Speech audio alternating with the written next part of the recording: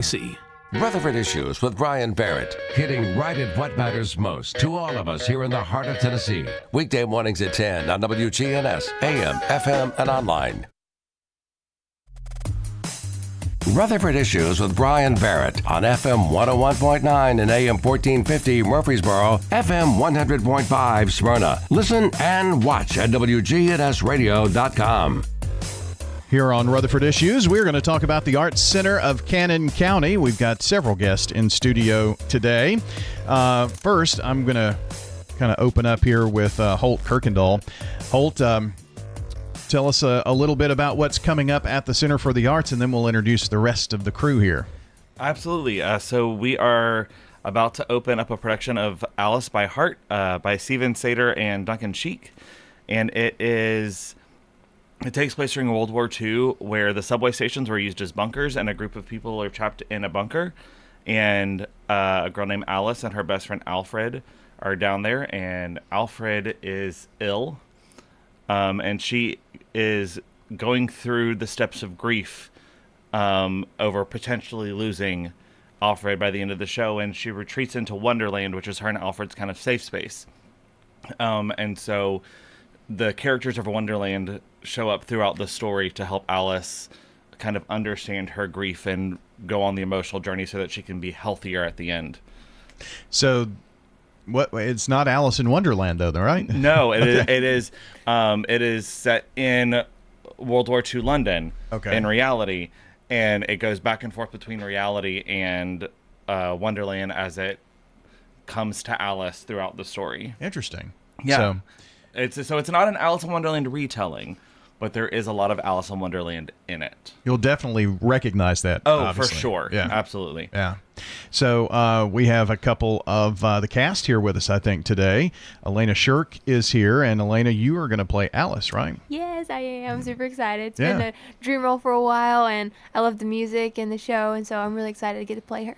And then Caroline Humphreys is here. You are the Cheshire Cat, huh? Yes. Pull up real close to that mic right there. Yeah, so you're... how do you play a cat? I don't know. Well, a singing cat at that, right? A singing cat, yes. It's a lot of fun. I've been trying really hard to be whimsical and, move like a cat, but not so much that it's off-putting. It's a lot of fun. I'm having a really good time. I guess that maybe is a fine line there. There is, for sure.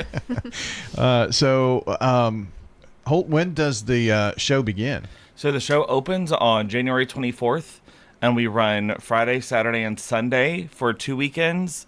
And then the last weekend, we only run Friday and Saturday. Okay. So it's right around the corner. Yeah, right. We open a week from Friday.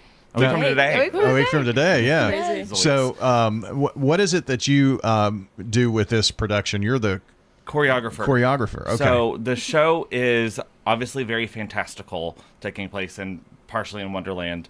And so it's my job to take particularly all of the songs with the big chorus numbers. So where 20 people are on stage all together doing the same thing.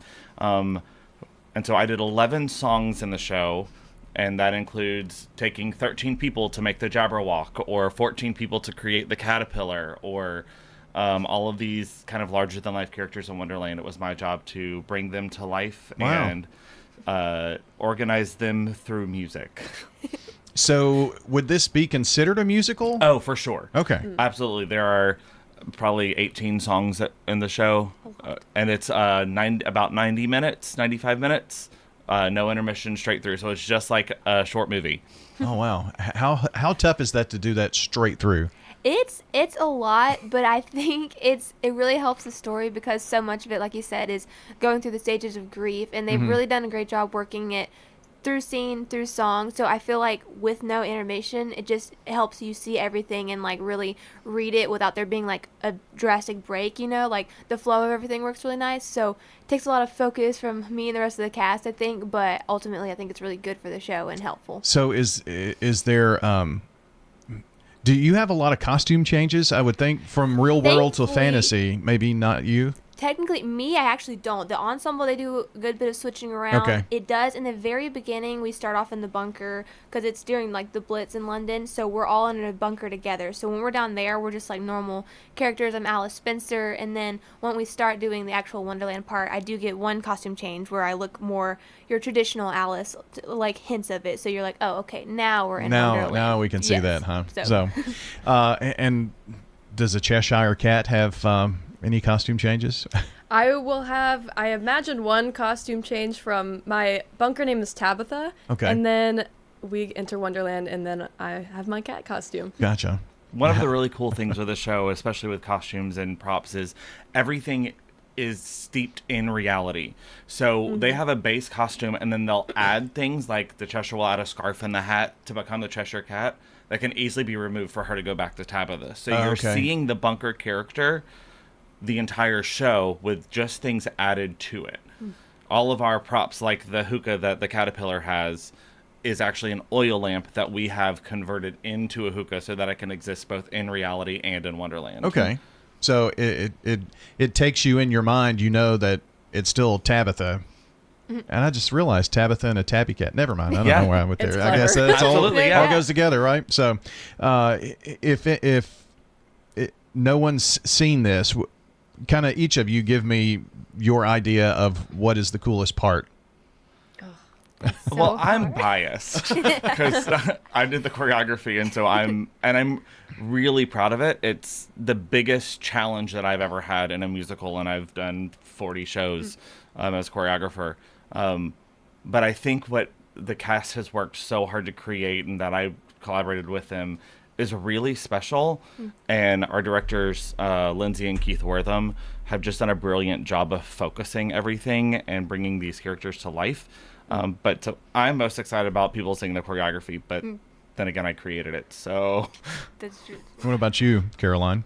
Honestly, I'm going to have to agree with the choreography. I'm Yeah. lucky because I get to kind of watch the choreography happen, and it's like no one's kind of giving that, look at me, like everyone's joining together and creating like one thing, and it's really, really beautiful, and everyone's working hard to get the story across and not just like, I'm dancing, it's really, really beautiful. So, Me? Yeah. I have to agree with both of them. But personally, I'm a very big music person. This show, the music is what I fell in love with first. I love harmonies and everything that sounds like, if it's weird enough where you're like, wait, is that right? Then I'm probably going to love it, most likely. And so this show, there's so much. If you're a big music person, you are going to love this show.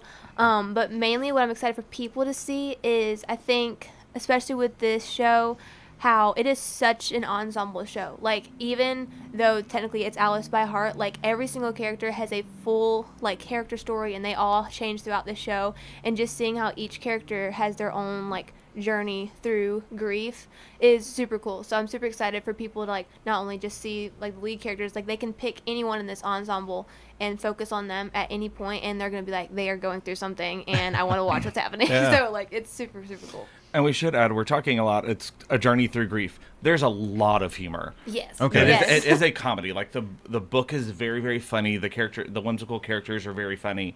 little over the top, maybe sometimes. A little, absolutely. But it's so heartfelt because there's that juxtaposition of the grief against the humor that allows both of them to kind of be highlighted and shine brighter. So you feel the grief, but there's a lot of humor.